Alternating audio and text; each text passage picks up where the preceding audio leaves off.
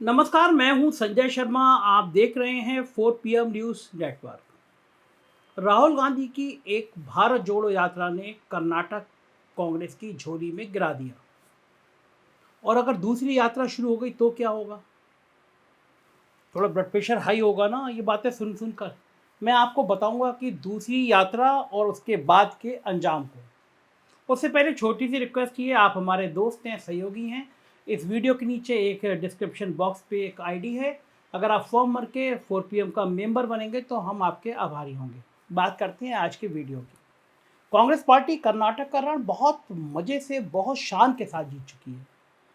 60% से ज़्यादा सीटें जीतकर पहली डिवीजन का मार्क्स, फर्स्ट डिवीजन के मार्क्स भी हासिल कर लिए। वहीं अगर बीजेपी की बात की जाए तो उसे सीटों के मामले में 30% की पासिंग मार्क्स भी नहीं मिल पाए हैं।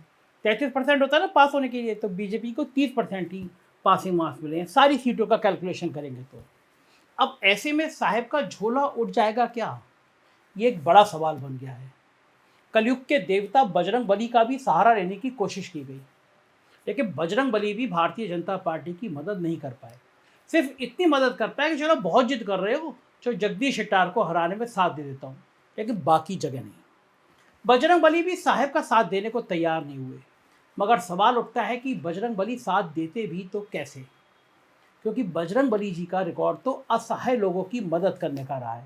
और जब साहब खुद संसद में कह चुके हो मैं अकेला सब पर भारी, तो भला इतने भारी और ताकतवर व्यक्ति की मदद बजरंग बली क्यों करते? लेकिन अब बजरंग बली ने जिस पैदल यात्री की पार्टी को कर्नाटक में मदद पहुंचाई, उसके बाद ये पैदल यात्री अब दूसरी पैदल यात्रा की तैयारी करने में लग गया है। बताया जाता है कि यह पैदल यात्रा अटल बिहारी वाजपेयी के सपनों के राजमार्ग, ईस्ट वेस्ट कॉरिडोर यानी सिलचर से पोरबंदर के 4 लेन हाईवे के आसपास के गांव से होने वाली है। अब सोच लीजिए, इस हाईवे पर मिशन गिरफ्तारी के महानायक हेमंत विश्व शर्मा का होम टाउन भी आएगा, तो योगी आदित्यनाथ का गोरखपुर भी आएगा, अंग्रेजों के मित्र और अब भाजपा के मित्र सिंधिया का गुना शिवपुरी भी आएगा, तो साहेब का गुजरात भी आएगा, थोड़ा बहुत हिस्सा राजस्थान का भी आएगा, खासतौर से वसुंधरा राजे का इलाका। देखिए, कर्नाटक में तो जहाँ जहाँ से राहुल गांधी की यात्रा गुजरी, वहाँ की सीटों पर 90% के स्ट्राइक रेट से कांग्रेस ने बाजी मार ली। तो ऐसे में पूरब से पश्चिम की यात्रा क्या क्या गुल खिलाएगी और इस यात्रा में कितने भगवाधारी ये हिम्मत जुटा पाएंगे कि खड़गे साहब की चाय पीने से इनकार कर दें, ये देखने वाली बात होगी और होनी भी चाहिए। बहुत देख लिया हमने बीजेपी के, भारतीय जनता पार्टी के लोग दलितों के घर में चमचमाती थाली और बिस्लरी की बोतल के साथ फोटो खिंचवाते हुए। लेकिन असली टेस्ट तो तब होगा जब सबके सामने खड़गे साहब चाय पिलाएंगे और कितने लोग चाय पीते हुए और कितने लोग हाथ में चाय लेकर नकली मुस्कुराहट के साथ फोटो खिंचवाएंगे, ये भी दुनिया देखेगी। वैसे साहब जब मुख्यमंत्री थे तो मुसलमानों की दी हुई टोपी पहनने से इनकार कर दिया था। फिर भला साहब के फॉलोअर दलित समाज से आने वाले खड़गे जी की चाय पी लेंगे, ये भी दुनिया देख लेगी। देखिए, बाकी चीज़ों की गारंटी मैं नहीं देता, लेकिन एक बात मैं गारंटी के साथ कह सकता हूँ कि राहुल की ये यात्रा असम के बारपेटा के चाय बागानों से लेकर दार्जिलिंग तक के इलाकों से होकर गुजरनी है। लिहाजा खड़गे साहब की चाय की क्वालिटी तो बेहद उम्दा होगी, इसमें कोई शक नहीं। मगर सियासत की ये चाय जितनी मीठी होती है उतनी कड़वी भी होती है। कई बार तो स्टूल पर बैठकर भी पीनी पड़ती है। वैसे मैंने स्टूल का, तो आप स्टूल का मतलब सिर्फ केशव मौर्य से ही मत लगाइएगा, यूपी के डिप्टी सीएम से मत लगाइएगा। दरअसल हाल में राहुल गांधी भी दिल्ली के मुखर्जी नगर में यूपीएससी और एसएससी के छात्रों के साथ स्टूल पर बैठकर चाय पीते हुए दिखाई दिए थे। लिहाजा राहुल गांधी और केशव मौर्य में से किसकी चाय मीठी रही होगी और किसकी कड़वी, ये मैं अपने दर्शक आप लोगों पर छोड़ता हूँ कि वो मुझे कमेंट बॉक्स में बताएं। चाय पर चर्चा प्रोग्राम के माध्यम से ही 2013-14 में प्रधानमंत्री नरेंद्र मोदी जी के लिए पूरे देश में समा बांधने का काम प्रशांत किशोर एंड कंपनी ने किया। और अब यही चाय पर जब भारी पड़ने लगे तो समझ लीजिए कि कर्नाटक तो अभी झांकी है, 2024 बाकी है। दरअसल सवाल राहुल गांधी का नहीं है, राहुल गांधी परिवार का भी नहीं है, गांधी परिवार का भी नहीं है, सवाल कांग्रेस पार्टी का भी नहीं है। लेकिन सवाल देश के मेहनतकश आवाम का जरूर है। सवाल किसानों का जरूर है जिन्हें एमएसपी गारंटी कानून चाहिए। सवाल स्टूडेंट्स और नौजवानों का जरूर है जिन्हें रोजगार चाहिए।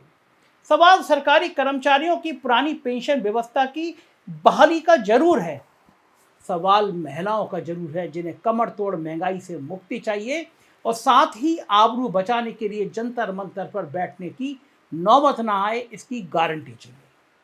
मंदिर मस्जिद तो बहुत मिलेंगे, ईस्ट वेस्ट कॉरिडोर पर अयोध्या भी मिलेगा जहां मल्लिकार्जुन खड़गे और राहुल गांधी भी रामलला के दर्शन कर लेंगे। लेकिन दुनिया ये जरूर देखेगी दलित नेता मल्लिकार्जुन खड़गे जब रामलला के दर्शन करेंगे तो भगवा ब्रिगेड कैसी प्रतिक्रिया देगी। आने वाले वक्त में मध्य प्रदेश, छत्तीसगढ़, राजस्थान और तेलंगाना में चुनाव हैं और इन चुनावों में नफरत के बाजार में मोहब्बत की दुकान कितनी खुलेगी ये भी देखा जाना है। मध्य प्रदेश तो ये भी देखेगा कि उसके सरकारी कर्मचारियों को सिर्फ पेंशन चाहिए या नेताओं के बेटे से क्रिकेट बैट से मार खाने की जहालत भरी व्यवस्था से आज़ादी भी चाहिए। आदिवासी बनाम बनवासी की राहुल गांधी की छेड़ी बहस को मध्य प्रदेश और छत्तीसगढ़ दोनों राज्य देखेंगे। साथ ही बाबा बागेश्वर धीरेन्द्र शास्त्री का चमत्कार भी देखा जाना है। मगर जब बजरंगबली साथ नहीं आए तो भला उनके पुजारी धीरेन्द्र शास्त्री क्या कर लेंगे, क्योंकि अब तो लोग ये भी पूछने लगे हैं कि जब हर हाईवे और पगडंडी पर 1-1.5 किलोमीटर पर खुद बजरंगबली विराजमान हैं तो भला लोगों को बजरंगबली तक पहुंचने के लिए धीरेन्द्र शास्त्री की जरूरत ही क्यों है। भक्त और भगवान, वो भी हनुमान जी के बीच कथित तौर पर फेसबुक से कुंडली ढूंढकर चमत्कार का नाम देने की प्रवृत्ति को तो राहुल गांधी की भारत जोड़ो यात्रा से उपजे माहौल ने दक्षिण भारत में खत्म कर दिया। और अब बारी पूर्वोत्तर और उत्तर भारत की है कि आखिर जनता अपने ज्वलंत मुद्दों रोटी, कपड़ा, मकान, शिक्षा, स्वास्थ्य, रोजगार, पर्यावरण इन सब विषय पर कब लौटती है और क्या वाकई राहुल गांधी जनता को इन विषय पर लौटा पाएंगे, ये सबसे महत्वपूर्ण सवाल है। अब तक आपने मई जून में शिमला बनाने की बात सुनी, कपड़ों से दंगाइयों की पहचान करने की बात सुनी, रडार को बादलों से छुपाने की बात सुनी, दंगाइयों को उल्टा टांग देने की बात सुनी, वाइल्ड लाइफ फोटोग्राफी देखी और अब ऐसे माहौल में राहुल गांधी आम आदमी के मूलभूत मुद्दों को लेकर आगे बढ़ रहे हैं और वो भी असम, बिहार, यूपी, एमपी, राजस्थान, गुजरात में।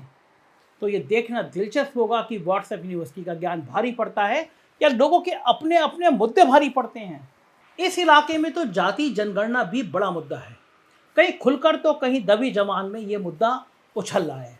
आरक्षण की राजनीति भी बड़ा मुद्दा है और साथ ही काशीराम विरासत का लाभार्थी चेतना में बदल जाना भी बड़ा मुद्दा है।